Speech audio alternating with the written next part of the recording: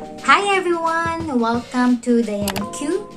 For today's video, we will be having a question and answer about PIN manual verification, Part 2. Since I uploaded the tutorial on how I manually verify my PIN, kahit wala po tayong PIN, nakapag-verify po tayo through manual verification, and marami po doon ang mga questions na hindi ko nasasagot, and maraming mga common questions na kailangan nating sagutin. So for today's video is I decided to make a separate video para masagot ko po lahat ng mga questions nyo. So salamat nga pala sa lahat ng mga good feedbacks nyo on that tutorial. Marami nagko-comments na by following my tip or tutorial, naging okay din yung kanila and successfully verified din ang mga PIN nila. So kung hindi mo pa napapanood ang step-by-step on how to manually verify our PIN through manual verification, ililink ko na lang down below.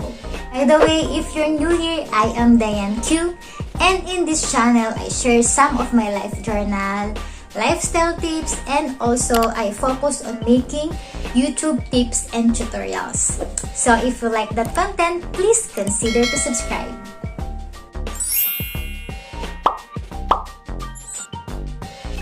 So, bakit nga ba tayo kailangan mag-manual verification? So sa mga hindi pa monetize, hindi nyo pa to kailangan gawin. Pero kung monetize ka na at hanggang ngayon wala ka pa rin PIN or hindi mo pa nare-receive yung mahiwagang papel na kailangan natin. So, kailangan mong gawin is mag-verify through manual or mag-submit ka ng mga documents kay Google Adsense to prove your identity or your billing address. So, let's get it on. Okay, the first question is saan makikita po ma'am ang PUB Adsense number? So, madalas ng question sa akin kasi hindi ko masyadong na-clarify to dun sa old video ko. So, punta ka lang ng Google Adsense nyo, mag-login lang kayo doon, then check on your settings sa left part, and then once na-check mo na ang settings, lalabas na doon ang PUB Adsense number nyo. Next, what if student pa lang po, student ID, pwede ba yan? So, if student ID, basta valid po yung ID nyo hanggang ngayong SEM or kung ano man po yung recent or latest ID nyo or student ID with your billing address. I'm sure naman may address po dyan and your picture syempre. Plus, mas maganda po mag-submit kayo ng mga supporting documents like halimbawa NSO or birth certificate. Meron ako nabasa or na panood na nag-submit siya noon. And then, kailangan nyo ng mga billing address pa, like mga resibo or bills na nakapangalan sa inyo with your billing address. So, kailangan meron kayong mga supporting documents. Kung hindi, pinakang primary ID yung gagamitin nyo. So, yes, pwede naman po. Need po ba ng $10 bago maka-request? Yes po. Kailangan po natin magkaroon ng initially $10 na threshold sa ating Google AdSense bago po tayo padalhan or email ni Google AdSense ng PIN. So yes, kailangan po ng $10 muna. From Team Oyog, ask ko lang po, nasa UAE po ako.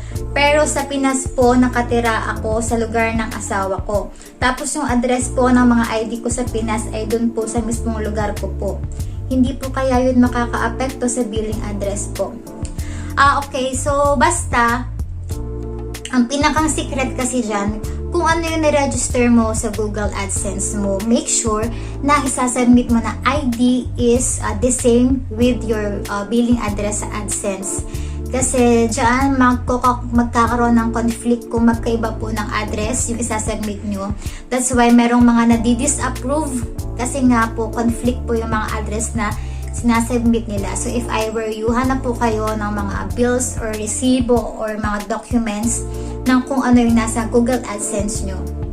And ito pa, ito yung mga common na na-encounter ng mga OFW na mga kababayan natin sa ibang bansa pagdating sa Google AdSense. So if I were you po, so kung ako lang naman po kayo, much better na ipangalan nyo na lang po yung AdSense nyo or Google AdSense sa mga family nyo dito sa Pilipinas, kasi kung hindi naman po kayo mag-stay doon for the long time, kung hindi naman po kayo forever dyan sa ibang bansa at uuwi din lang po kayo, much better maghanap po kayo ng pagkakatiwalaan nyo like your husband or your wife or your kapatid para pagdating po ng panahon, wala po kayo maging problem sa Google AdSense nyo.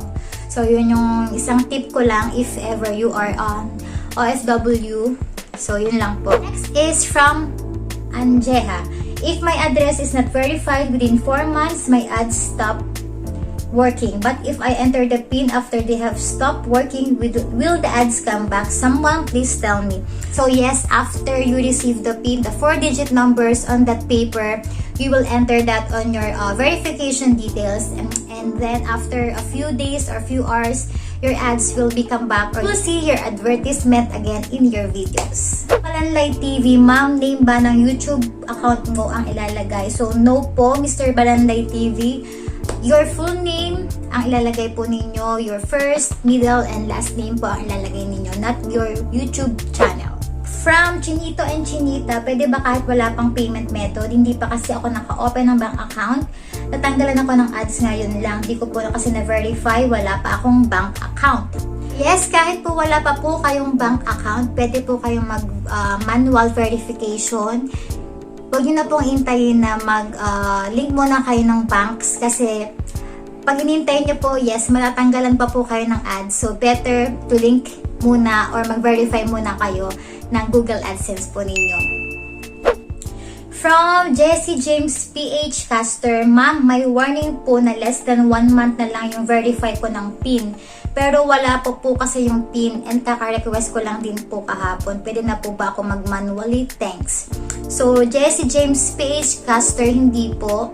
Kailangan po talaga is nakapag-request po kayo ng at least 3 to 4 times nga po ngayon. 4 times na po ang, if I am not mistaken, 4 times na po talaga ang maximum na request. So, yun po. Kailangan po talaga makapag-request po tayo ng madami. From Regine V. Hello ma'am, pwede po magtanong? Pwede po ba mahingi yung FB name nyo po? Yes naman po, sa mga hindi pa po nakakaalam ng Facebook account ko, meron po tayong official na page. Meron din po tayong group. Meron din po akong Facebook account. So, DianneQ din. DianneQYT. So, nasa description box po lahat. So, pwede nyo po akong i-connect dyan sa lahat ng mga nakalink down below. I-chat nyo lang po ako doon, then magtanong po kayo kung meron po kayo mga clarifications. Ma'am Regine V. John Lamadora, Idol, pwede po ba TIN ID gamitin ko pag manual verification? Sana po ma-notice. So, yes, pwede naman po talaga ang TIN ID. Pero as always, lagi kong sinasabi, sinishare na magdagdag po kayo ng mga supporting documents like yung mga papeles nyo, mga bills nyo, resibo, under your name with your billing address para makita po ni Google AdSense na legit po talaga kayo, na nakatira dyan, na legit po yung identity po ninyo. So, yes. From Noraina Umpar. Ask ko lang po, kung na-demonetize ang channel, ano po bang nangyayari sa naipon kong revenue na $256?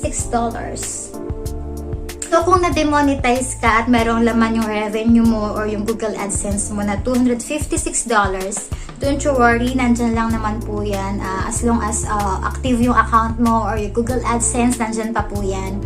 So, much better ma-verify mo siya as soon as possible. And kung iipunin mo siya, I suggest na sa bank mo na lang siya ipunin. Huwag na lang sa Google AdSense. So, pag nabalik na yung advertisements mo, nandyan pa din po yan. From DJ More Hardbase, kung mag-manual verification, nilagay nyo po ba ang middle name nyo? Kasi sa ID po, mayroong middle name. So, as far as I remember, middle initial lang or letter E lang yung middle initial ko. Yun ang ilagay ko and na-approve naman po siya. So, no need naman siguro ng full middle name. From Virgin Pro, hello po ma'am. Bakit po yung akin na-approve na pero your payment are currently on hold? Hindi po nawala. All you need to do is to link your bank account details na po as soon as possible. Kasi po, kailangan na po ma-update yung payment method po ninyo. Kung hindi mo pa alam, meron po akong tutorial about how to link your bank account on your Google AdSense. Hi sis, if the PIN has been verified, ilang buwan pwede i-keep yung pera sa AdSense? Pwede bang ipunin yun kahit lagpas na ang $100? So, gaya nga ng sinabi ko kanina, once na nakapag-verify or nakapag-link na din po kayo ng bank details nyo sa Google AdSense and naka-reach na po kayo ng $100 threshold, ibibigay na po yan ni Google AdSense. hindi nyo na po yan maiipon dun sa pinakang Google AdSense. Nasa bank nyo na po yan. So, if I were you, dun nyo na lang po ipunin sa bangko ninyo. Kasi mas safe po. Para sa akin, mas safe mag-ipon sa bangko kaysa magkaroon po tayo ng future problems pagdating sa Google AdSense natin. So, yes. Yun po ang aking pinaka-advice. So, yun. Mabilis ang question and answers lang po ito. Kung meron pa rin po kayong mga questions, katanungan, comment down below para masagot po natin. Kasi gustong-gusto ko pong makatulong po sa lahat ng mga nahihirapan na mag-verify. Kasi pinagdaanan ko din po yan. Yung sobrang stress ka na, depressed. Siyempre, pinaghirapan mo yun. Tapos, mawawalan ka ng ads, mahihinto dahil hindi mo naman kasalanan.